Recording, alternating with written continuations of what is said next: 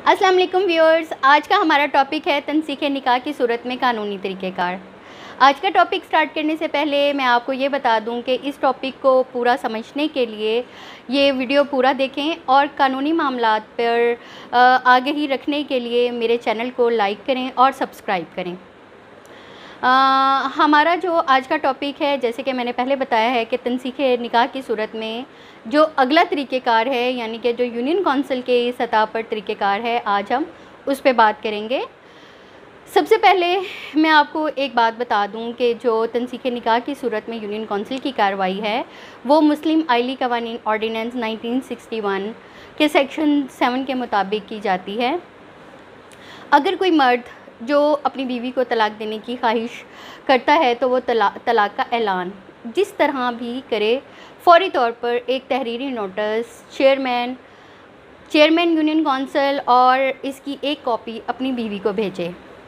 जो कोई भी इस सेक्शन की ज़ेली दफ़ा एक की खिलाफ वर्जी करता है तो इसे 1 साल तक की कैद और जुर्माना किया जा सकता है, या ये दोनों सज़ाएं इकट्ठी भी हो सकती हैं। चेयरमैन यूनियन कौंसिल तलाक का नोटिस वसूल होने के बाद 90 दिन के अंदर एक कार्रवाई करेगा और तलाक का नोटिस 90 दिन के अंदर मौसर होगा। चेयरमैन तलाक का नोटिस वसूल करने के बाद 30 दिन के अंदर अंदर मियाँ बीवी दोनों की एक हेयरिंग करेगा और वो जो हेयरिंग है उसका नोटिस दोनों पार्टीज़ को देगा और उन दोनों फ्रीकैन यानी मियाँ और बीवी की सुलह कराने की कोशिश करेगा।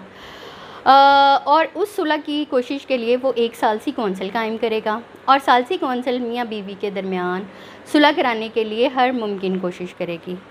अगर तलाक के वक्त बीवी हामला हो तो ये तलाक उस वक़्त तक मौसर नहीं होगी जब तक बच्चा पैदा ना हो जाए या 90 दिन मुकम्मल ना हो जाए। यानी इन दोनों में से जो भी मुद्दत बाद में मुकम्मल होगी, जो भी मुद्दत बाद में पूरी होगी, उस वक़्त ये तलाक जो है ये मौसर होगी, यानी 90 दिन या फिर बच्चे की डिलीवरी के बाद। किसी भी ऐसी बीवी जिसकी शादी इस तरह ख़त्म हो गई हो, किसी और से शादी किए बगैर वापस पहले ख़ावंद से शादी करने की ममानियत नहीं होती, मासिवाय इसके कि पहले वाले ख़ावंद से जो तनसीख़ है वो 3 बार मौसर हो चुकी हो। तलाक के अलावा जो दीगर तनसीख़ के तरीक़े हैं, जैसे कि मैंने आपको पहले बताए थे, यानी कि तलाक तो मर्द का हक़ है, वो मर्द देता है, और दूसरे तरीक़े जो हैं उनमें दावा तनसीख़ निकाह है, यानी बरबलाए खुला अगर बीवी खुला ले ले,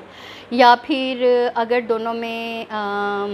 सेटलमेंट के ज़रिए मुबारत, जैसे मैंने आपको बताया था, अगर मुबारत से वो लोग अपने मामलात को दोनों फ्रीकैन सेट कर लें, या फिर अगर ख़ातून जो है वो तलाक़ तफ़वीज़ का हक़ इस्तेमाल करते हुए ख़ुद पर तलाक़ लागू कर ले। इन तमाम सूरतों में जो यूनियन कौंसिल की कार्रवाई है, अभी मैं आपको उसका तरीक़ेकार बताऊंगी। ये बहुत अहम मसले हैं और फ्री लीगल एड को इस्तेमाल करते हुए मुझसे 90% लोगों ने तलाक की सूरत में, तनसीख़ निकाह की सूरत में जो यूनियन कौंसिल की कार्रवाई है उसके बारे में जानने की कोशिश की है। तो अभी मैं आपको ये बता दूं कि जो तलाक के अलावा किसी भी, चाहे वो तलाक हो या किसी भी तरीके से तनसीख़ हुई हो, उसको जो है मौसर करने के लिए यूनियन कौंसिल की कार्रवाई जो है वो मुस्लिम आइली कवानीन ऑर्डिनेंस 1961 का एक बहुत अहम कंपोनेंट है और उसको फ़ॉलो किए बगैर तनसीख़ निकाह नहीं हो सकता, शादी को ख़त्म नहीं किया जा सकता। मुस्लिम आइली कवानीन 1961 के सेक्शन 8 के मुताबिक जहां औरत को ये हक़ हासिल है कि वो के तनसीख़ करने की ख्वाहिश है या दूसरी किसी भी सूरतों में फ्रीकैन अपनी शादी को ख़त्म करते हैं, इन्हें मुस्लिम आइली कवानीन ऑर्डिनेंस 1961 के सेक्शन 7 के तहत तरीक़ेकार को अडॉप्ट करना पड़ेगा और तनसीख़ किसी भी सूरत में हो, इस तरीक़ेकार यानी सेक्शन 7 के तहत ही आगे तनसीह की जो है मुकम्मल कार्रवाई होगी। यानी जैसे कि मैंने आपको बताया कि एक नोटिस जो है वो चेयरमैन को और इसकी कॉपी दुल्हा और दुल्हन और यूनियन कौंसिल का 90 दिन का जो तरीक़ेकार है, सालसी कौंसिल की जो कार्रवाई है बराए तलाक़ को मौसर किए जाने या जो है वो फ्री कैन की जो सुलह की कोशिश है, उसके लिए जो सालसी कौंसिल की कार्रवाई है वो होना बहुत ज़्यादा ज़रूरी है। अभी मैं आपको ये बता देती हूँ कि जो सालसी कौंसिल है उसकी ज़िम्मेदारियाँ, कानूनी ज़िम्मेदारी, तरीक़ेकार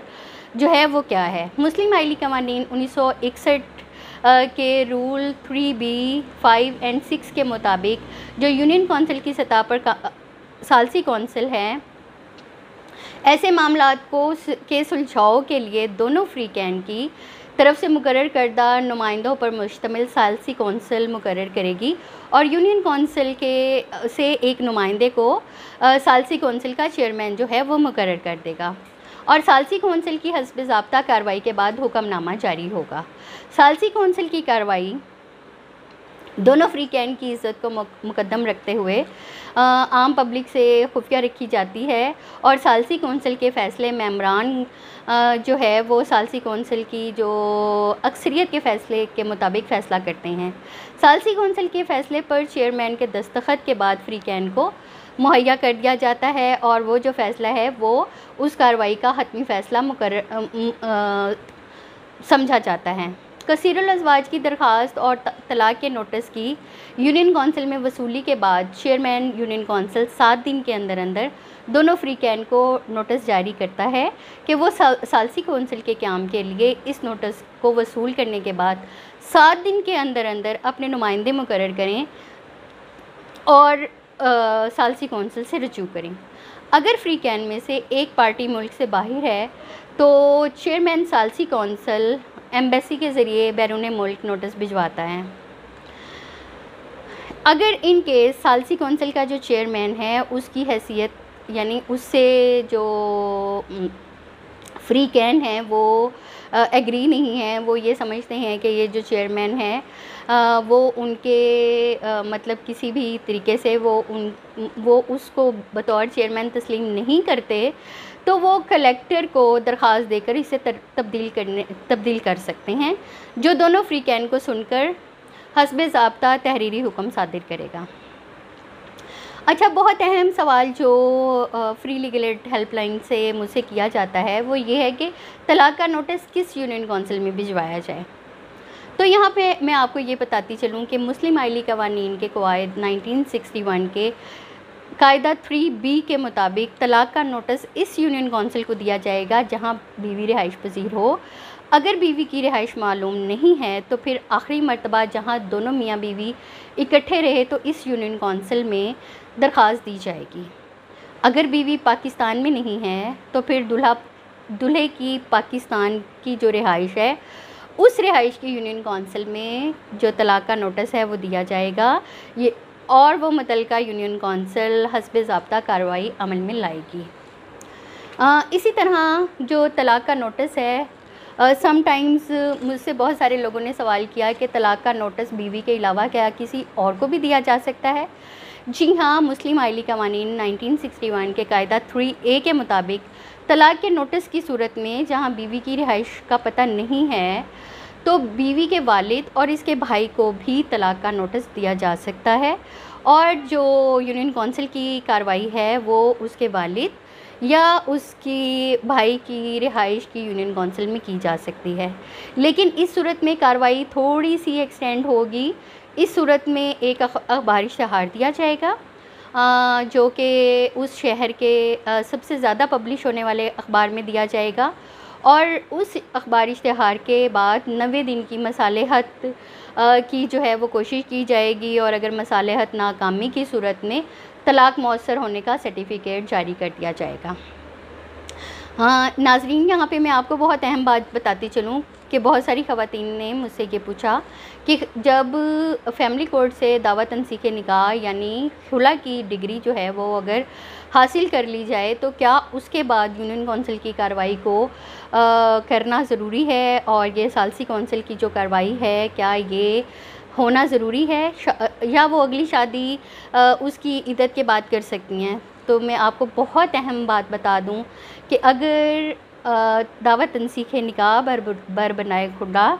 की डिग्री फैमिली कोर्ट से हासिल कर ली गई है, तो उसके बाद भी ये जो सालसी कौंसिल की यूनियन कौंसिल की कार्रवाई है ये करना बहुत ज़रूरी है, और तलाक़ का सर्टिफिकेट जो है वो यूनियन कौंसिल ही जारी करेगी। फैमिली कोर्ट से जारी शुदा खुला की डिग्री की वसूली पर भी यूनियन कौंसिल हस्बे ज़ाब्ता सालसी कौंसिल मुकर्रर करेगी, और जो अभी मैंने आपको पहले तरीक़ेकार बयान किया है उसके मुताबिक दोनों फ्री कैन में मसालहत कराने की कोशिश करेगी, और 90 दिन के अंदर अंदर अगर फ्री कैन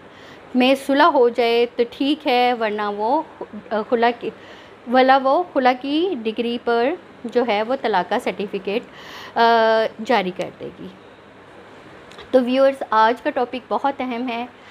मज़ीद अच्छे जो कानूनी रोज़मर्रा के टॉपिक्स हैं उन पर बाखबर रहने के लिए इस चैनल को सब्सक्राइब करें, मेरे वीडियोस को पूरा देखें ताकि आप जिस टॉपिक को देख रहे हैं उसके मुतल्लिक आपको पूरी मालूमात मिल सके। तो व्यूअर्स, आपको एक और बात बताती चलूँ कि डिस्क्रिप्शन में फ्री लीगल एड हेल्पलाइन का लिंक मौजूद है, लिंक पे क्लिक करें।